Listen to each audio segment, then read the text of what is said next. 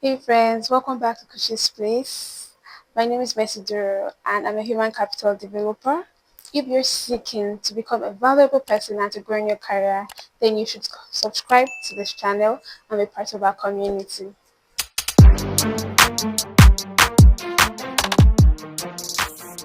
So today's video, we're continuing the book review. It's been an exciting ride through this book review on Brian Tracy, The 100 Unbreakable Laws of Business Success. In my previous video, we talked about the laws of money and we learned on how we could actually leverage a lot of things to improve our financial status using the universal laws available to us. But today, we're going into something very exciting and many people do not understand the importance of this niche because somehow we feel like it's for a particular group of people, and that is the law of selling. When it comes to sales, a lot of persons feel like it's not their thing. Like, I'm not a salesperson. I also struggled with that for quite a while. Even currently, I'm still in the process, I must say, of becoming an effective salesperson. But one person who made me step out and know that I could do this was Brian Tracy. And that's why I'm sharing these secrets with us today. So today's video, we're looking at the laws of selling. Now, when it comes to selling, it's not about how eloquent you are or how good you sound. There are certain factors behind a successful sale. But firstly, one thing you must know is that anyone who is a successful salesperson is not because there is something special about them. The first thing they do is that they show up to more people than the average salesperson.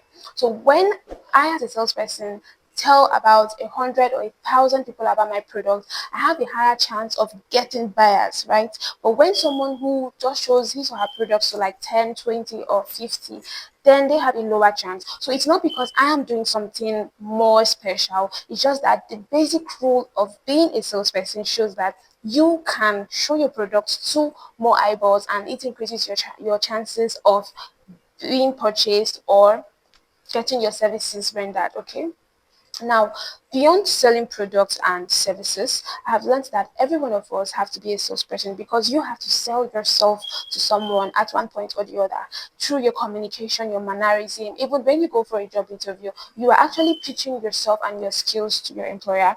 In the business world, you're also pitching your products and your services. So you see that the art of selling is not meant for a particular set of persons, except you do not want to have anything with providing value. But at any point, you know you will provide value, then you are a salesperson. And three things are important and are very key factors when it comes to making a sale. Number one has to be the product or the service. Number two is the salesperson. And number three is the customer. So where there is no product or service, where there is no salesperson, and where there is no customer, a sale cannot take place. You need three of these to be able to have a successful sale. Now, follow me through this video and I will give you at least four steps you should actually take note of if you're looking to have a good sales experience in your business or for your personal portfolio. And number one of that is that Brian Tracy tells us that nothing happens until a sales takes place. So some of us have customers who tell us that, oh, just keep this item for me, I'm definitely going to come for it, I do not want it to be finished by the time I'm coming, or I'm doing, keep this for me. They have not made this sale, or they're just asking, inquiring about how this product works. Do not mistake that for a sale. A sale only happens when there has been a transaction. People are willing to pay for your services. When people pay or when they buy that product, that is when you can have a sale.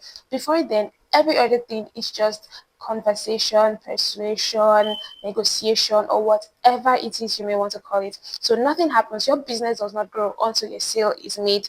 That job doesn't come to you until you've properly made a sale of yourself, of your skills, and then you are offered the employment later. Okay, so that you do not think that the fact 10,000 persons are asking after your product doesn't mean you'll be making sales. So many people may have a lot of working customers, but at the end of the day, their net worth and their revenue is very low because very few people decided to pay for their products. Secondly, I'm going to talk about the law of need and problems. Now, each sale is meant to be targeted towards a particular need or a problem. You do not create problems for your customers, rather you discover the problems that they are encountering and provide a solution to them.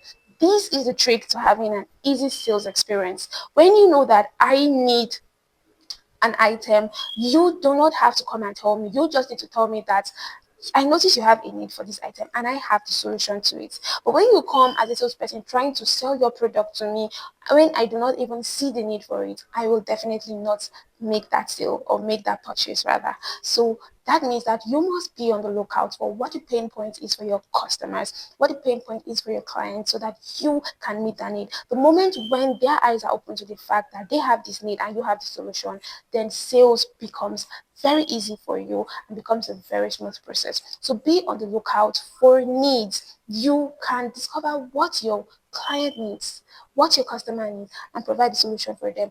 At that point, I promise you that price will no longer be a thing of contention, because that customer is only focused on satisfying their needs. Secondly, under this law, it is important to note that one customer's need is different from the other. So do not use the fact that this customer had this need to use that same selling technique on another customer. The moment you deviate from the actual pain point of that customer, you are most likely going to lose that sale, because each customer wants a solution for their peculiar problem. So you must be able to discover the pain points for each of your individual customers so that you can meet their need successfully. Okay? So thirdly for today, we're going to look at the law of persuasion. And for every customer, they want to know that they are making the right buying decision. So you must be able to convince them that they are better off with your product than with the money to purchase it. So that means you're making them know that they are making a good buying decision. Okay. And one of the ways we can do this is by showing them proofs that people similar to them have actually made such buying decision and are happy with it. Another way is you showing them testimonials of people who have purchased the product and is serving them. That way, it serves as a persuasion tool for them to purchase your product, because they will be convinced now that your product is good for them. The last one for today is a lot of risk. When it comes to investing money, time, or whatever, there is an inherent risk in any of those ventures. So you have the sole responsibility as a salesman to limit and to reduce the perceived risks that your customer has towards buying your product. So when your customer can be sure that buying your product is making a good buying decision, they will definitely make that purchase, because no one wants to be left with the idea of they made a wrong purchase decision. So everything you do or say in the course of your negotiation with them either heightens the perception of this risk or lowers it. So your work as a salesperson is to ensure that you keep lowering that perception of the risk and make sure that your customer makes that purchase. So I believe that with these few points, you've been able to start up and think of how best to sell your product to customers and to new clients out there, because these principles have been tested and trusted.